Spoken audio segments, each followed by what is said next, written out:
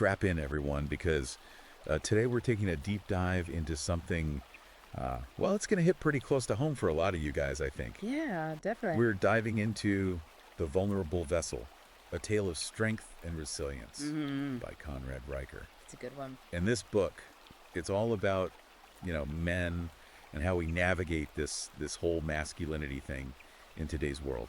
Yeah, and I think right away, Riker makes it clear that, this isn't some self-help book. He's not giving out therapy or anything. It's more about just exploring these ideas. Yeah. And he even says, any stories or examples, it's all made up. Fictional, yeah. Just to make a point. That makes sense. Yeah. So, okay, for our deep dive today, let's pull out some of the big ideas here, right? We're talking about masculinity, how society's changing, Yeah. and how that affects men. And then, Right. How do we build resilience in the face of all that? And we're taking all this straight from the book. So we're looking at this paradox of vulnerability, like be vulnerable, but don't be too vulnerable. Exactly. Gender roles are changing. What's that mean for us as fathers? And there's so much more. It gets really interesting. Yeah, yeah. So let's jump in. So right off the bat, Riker kicks off chapter 1 talking about the modern man's dilemma. Okay. And it really sets the tone for the whole book. I like that title. Yeah. The Modern Man's Dilemma. And he points out this pressure that's on men today, right? We got to be strong, decisive providers, but also we got to be sensitive, emotionally available.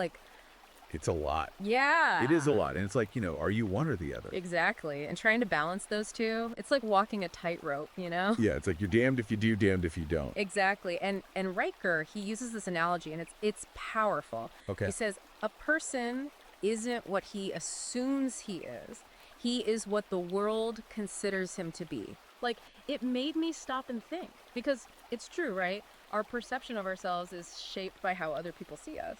For sure. What about you? Does that resonate with you at all? Absolutely. I mean, it's like you're trying to figure out who you are, but then you've got all these people with all these expectations, and it's tough to reconcile that with your own, sense of self. Yeah, totally. And that tension between internal and external perception, that's a big theme throughout the book. Okay. And then from there, Riker jumps into this whole toxic masculinity thing in chapter 2. Oh, boy. Yeah. But not in the way you might think. Okay. He focuses on the behaviors, the negative ones, like aggression, dominance, suppressing your emotions. Yeah, right. But he doesn't just say, oh, that's toxic masculinity, end of story, Okay, so it's more nuanced than that. Way more nuanced. Okay. Yeah, he takes this really fascinating turn in chapter 3, and he starts looking at the history of men's roles. He talks about knights, protectors, explorers, inventors, leaders throughout history. Right. And how all those roles, they often demanded strength, Yeah. stoicism, a willingness to take risks. Yeah. It makes you think, right? Maybe some of those traits that today we call toxic were actually necessary back then. Right. It was a different time. Exactly. It was a different time. Yeah. You can't just judge the past by today's standards. Yeah, exactly. But it's a different world. It is. All right, so we've got this pressure on men, this toxic masculinity thing. Mm-hmm. And then what? What's next? Well, building on that historical perspective, chapter 4 gets into this thing Riker calls the vulnerability paradox. Okay. And he says, we're told to be vulnerable, that it's a strength, but then men get punished for showing it. Yeah, I can see that. Especially at work and relationships where we're supposed to be the strong, dependable ones. Right, and it's like you can't win. Yeah. You show too much vulnerability, you're weak. But then bottle it all up and you're, emotionally unavailable or whatever. Yeah. Right. Exactly. So it's a tough spot. And to really drive this point home, he tells a story about his friend Jake. Okay. This guy, Jake, seemed like he had it all. Successful, confident, but underneath, he was struggling with anxiety, self-doubt. Wow. He hid it well, but it was eating him up inside. It's crazy how we can put on these fronts. Yeah, and it shows that vulnerability, it's not weakness, right? It's something we all experience. For sure. Even the guys who seem like they have it all together. Absolutely. So how about you? How do you handle that paradox in your own life? It's a good question. I mean, when is it okay to be vulnerable, and when does it feel like a risk?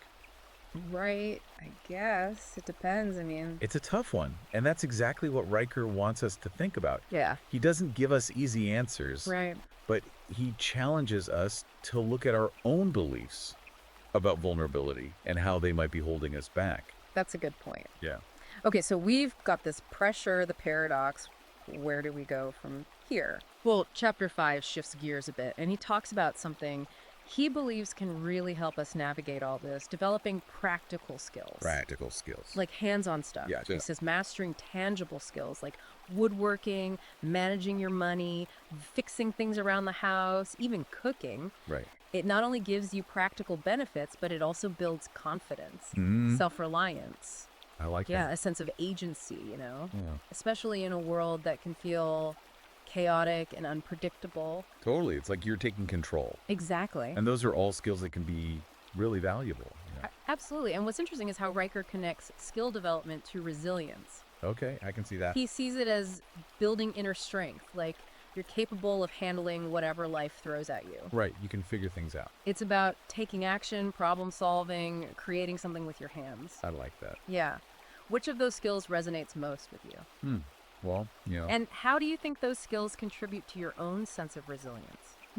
That's a good question because I've always been drawn to... It's funny, right? Because thinking about these skills, it's almost like going back to how things used to be when men were expected to be handy and self-sufficient. Right. It's like reclaiming that mastery. Yeah, I can see that. That sense of agency. It's about feeling capable, like you can handle things on your own. Exactly. And that leads us to a chapter that's, well, it's pretty thought-provoking. Okay. Chapter 6, Riker tackles gender equality. Ooh, that's a big one. Yeah, and it's important to remember this is his perspective, but he basically says complete gender equality, it's a fallacy. Whoa, hold on. He's saying it's impossible. That's what he argues, yeah. Why does he say that? He believes men and women were just inherently different biologically. Okay. Different strengths, different weaknesses. Right. And he thinks striving for complete equality, it ignores those differences. And it could actually lead to more problems. Okay, I see where he's going from. He uses examples like physical strength, how we handle risk, even emotional responses. Right. To illustrate his point. It's definitely a different perspective, that's for sure. It is. It's controversial, but it makes you think, right? It does. It really does. About all the complexities of gender roles and expectations. I'd love to hear more about how he builds this argument, actually. Well, that's where we'll pick up in the next part of our deep dive. Okay. We'll explore Riker's views on relationships, decision-making, fatherhood, all that good stuff. Sounds good, and trust me, it gets even more interesting from here. I'm already hooked. This is great. It's a good one. Can't wait to dive into the rest of the book. So, picking up where we left off with gender equality, Riker's view on that in Chapter 6 really kind of sets the stage for how he sees relationships. Okay. And he gets into that in Chapter 7, Okay. which he calls red pill relationships. Have you heard of that term before? Yeah, I have. It's used a lot online, like in certain communities, to describe, a certain way of looking at dating and relationships. Exactly. And Riker, he seems to agree with some of those ideas. Okay. He's pretty critical of modern dating. He talks about the superficiality, Right. the hookup culture, how there aren't really clear roles or expectations anymore. Yeah. And he contrasts that with the way things used to be, more traditional courtship, where men were expected to take the lead, pursue women, provide for them. So he's saying we should go back to that. In a way, yeah. Okay. He believes men should be the ones to initiate, set the pace, lead the relationship. Okay. And he also talks about the importance of building a connection that's deeper, Right. based on shared values, not just, superficial attraction. So it's more than just looks. Exactly. It's about like compatibility. Right. And it's interesting, right, because he's pushing back against this idea of complete equality in relationships, saying there should be more defined roles. Yeah.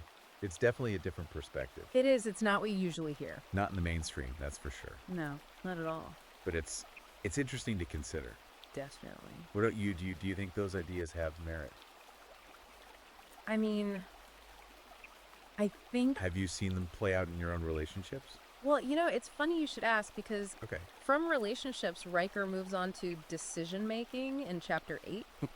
And he's really big on men being able to make clear, rational decisions. Makes sense. Not letting emotions cloud their judgment. Right. He talks about, recognizing your biases, doing your research before you make big choices. Right. Really thinking through the consequences. Yeah, I've definitely made some impulsive decisions I regret. No, we all have. Yeah. And he uses this example, buying a car, Yeah. which is something everyone can relate to. For sure. He says, it's so easy to get caught up in the moment, Yeah. make a decision based on emotion. Right. And then later you're like, what was I thinking? Buyer's remorse. Big time. Exactly. Yeah. So he stresses taking your time, doing your research, making a logical decision based on your needs and your budget. That's good advice.